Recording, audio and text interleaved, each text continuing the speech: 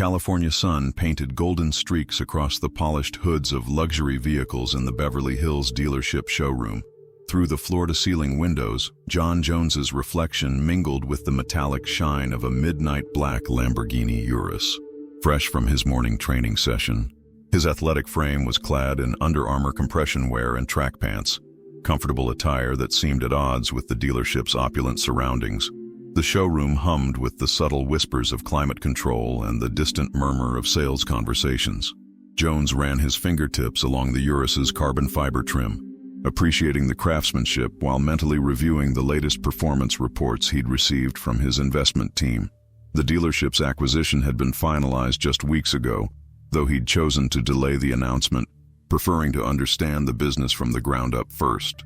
Richard Bennett's Italian leather shoes clicked against the marble floor as he approached, his reflection growing larger in the Lamborghini's tinted windows.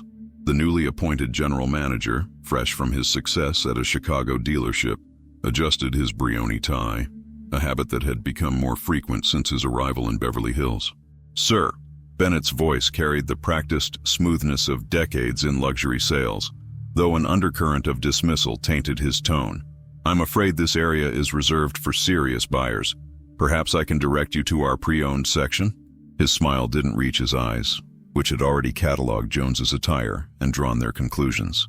Jones turned slowly, his movement deliberate and controlled, the same measured precision he brought to both the Octagon and his business dealings.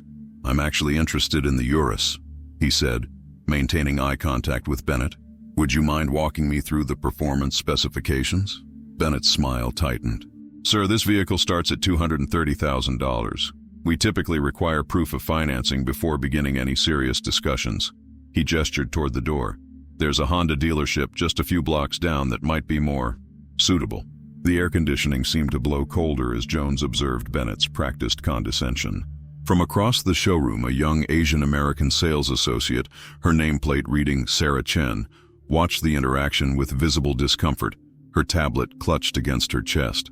"I understand," Jones replied, his voice carrying the calm that had served him well in countless negotiations. "Could I at least get your card, for when I'm more suitably dressed?" The slight emphasis wasn't lost on Bennett, whose smile faltered momentarily. "Of course." Bennett reached into his suit jacket, producing a business card with theatrical flourish. "Though I should mention we have a strict appointment policy for weekend viewings." As Jones accepted the card, Sarah Chen's tablet chimed with a notification. Her eyes widened slightly as she read the screen, her gaze darting between Jones and Bennett. The system had just updated with the ownership changes, though only senior sales staff had access to the full details. "Thank you for your time," Jones said, pocketing the card. As he turned to leave, he caught Sarah's eye, offering a subtle nod that she returned with professional discretion.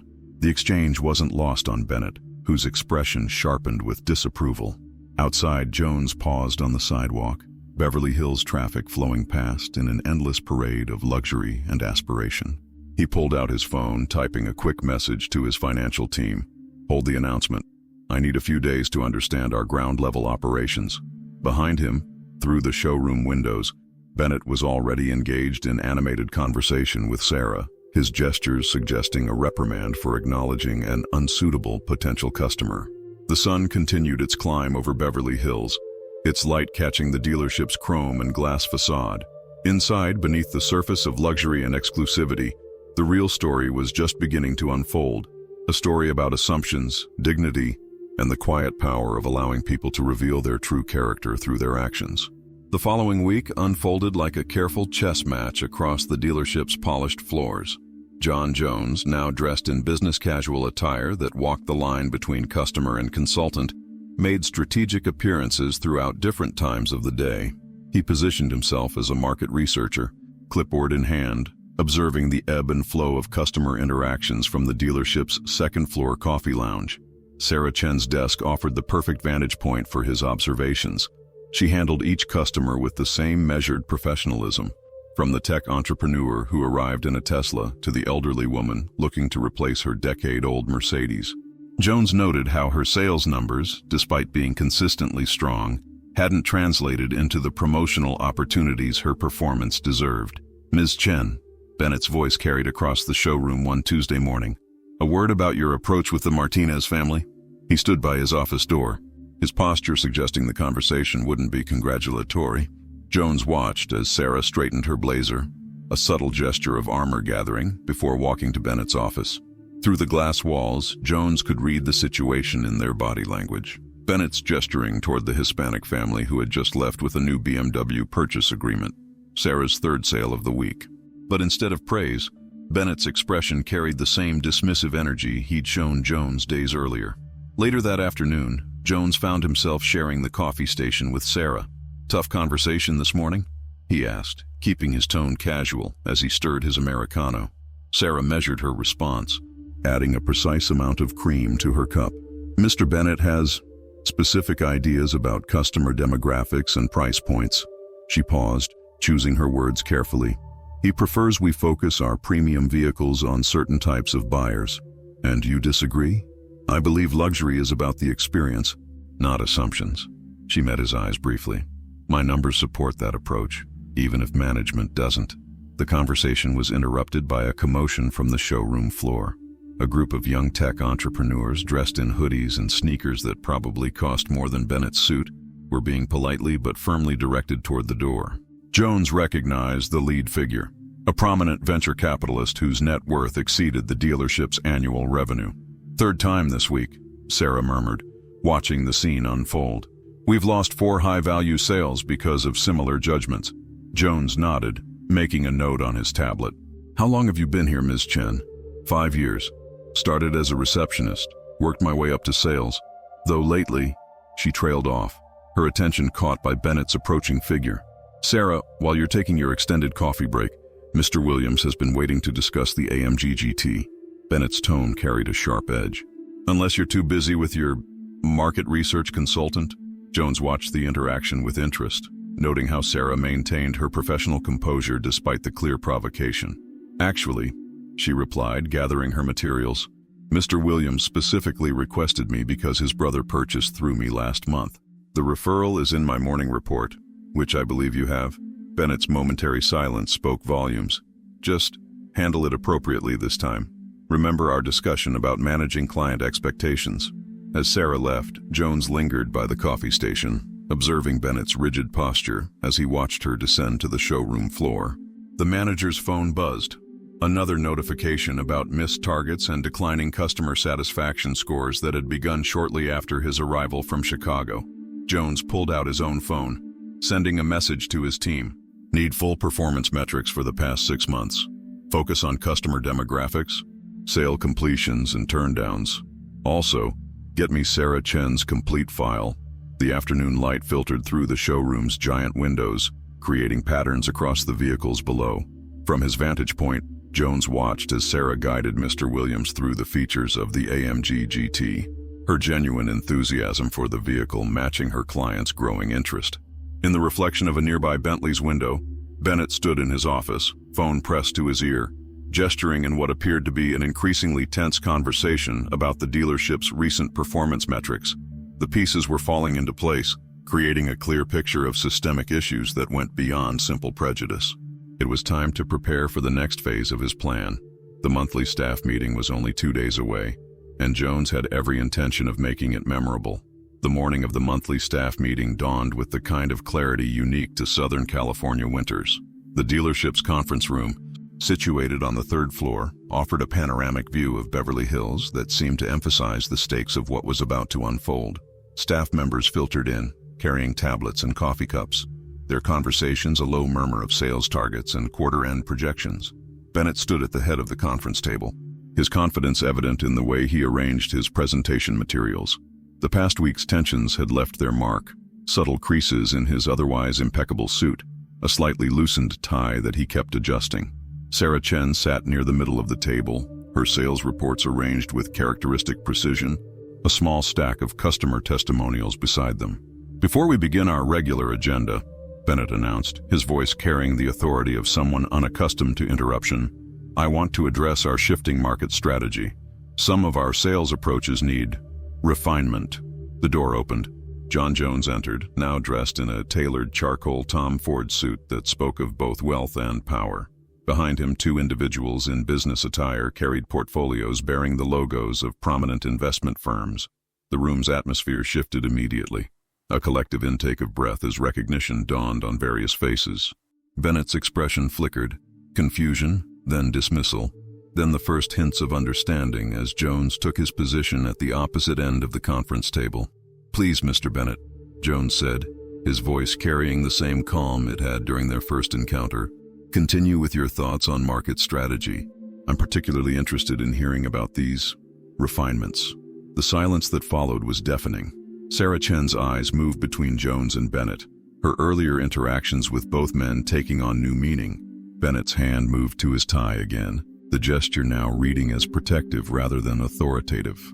I don't understand," Bennett managed, his voice having lost its earlier certainty. "You're the owner," Jones completed the sentence. "As of 3 weeks ago, though I found my first visit as a customer rather enlightening." He opened a portfolio passed to him by one of his advisors. "Just as enlightening as our sales demographics under your management." The projection screen behind Bennett came to life, displaying graphs that told a stark story of declined sales to minority customers, missed opportunities with tech industry buyers, and a sharp drop in customer satisfaction metrics. "Sarah," Jones turned his attention to her, his tone warming noticeably, "your personal sales data shows a different pattern. Would you mind sharing your approach with the team?" Sarah straightened in her chair, her voice steady despite the tension in the room. "I believe in qualifying customers by their interest and engagement, not their appearance or assumptions. Every sale in my portfolio started with respect, regardless of how the customer was dressed or what they looked like." Bennett's attempt to regain control was almost painful to watch. "Mr. Jones, if I had known..." "That's precisely the point, isn't it?" Jones interrupted, his words measured but firm. "You shouldn't need to know who I am to treat me, or anyone else, with basic respect. Your actions when you thought I was just another black man in athletic wear told me everything I needed to know about your leadership." The room sat in stunned silence as Jones walked to the front, each step deliberate. "This dealership will be undergoing immediate changes. First, Ms. Chen will be assuming the role of general manager, effective immediately." He turned to Bennett. "Mr. Bennett, you have a choice. You can remain as a sales associate under Ms. Chen's management, or you can tender your resignation.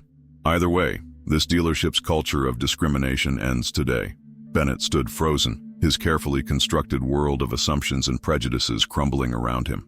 Outside, through the panoramic windows, Beverly Hills continued its morning routine, unaware of the seismic shifts occurring in the glass and chrome building that had long been one of its landmarks.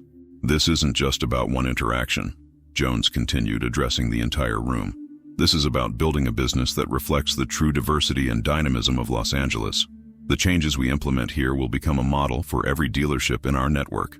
Sarah Chen sat straighter, her expression a mixture of surprise and determination as she absorbed the magnitude of her new role. Around the table, other employees' faces showed varying degrees of recognition, some of their own biases, others of opportunities they'd missed through learned prejudice. The morning sun continued its climb, casting long shadows across the conference room floor, marking the beginning of a new era for the dealership, its employees, and the community it served. 3 months after the revelatory staff meeting, the dealership had undergone more than just a leadership change. The showroom, still gleaming with luxury vehicles, now hummed with a different energy. Under Sarah Chen's management, the sales floor had transformed into a space where authentic customer service took precedence over presumptions. The morning's first rays filtered through the newly installed art pieces, works by local artists reflecting Los Angeles's diverse cultural landscape. Sarah stood by the main entrance, adjusting a display tablet that showcased the dealership's new customer testimonials.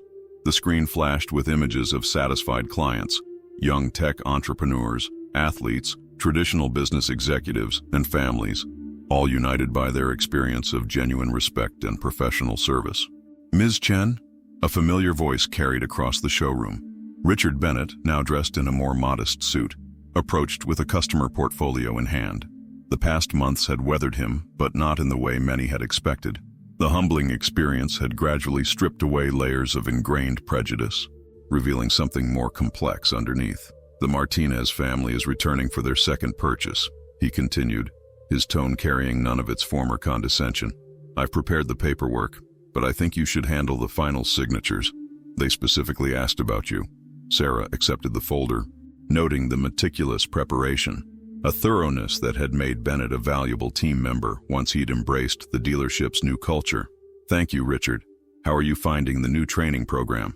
Enlightening, he admitted, his gaze briefly moving to where Jon Jones was conducting an interview with Forbes in the customer lounge.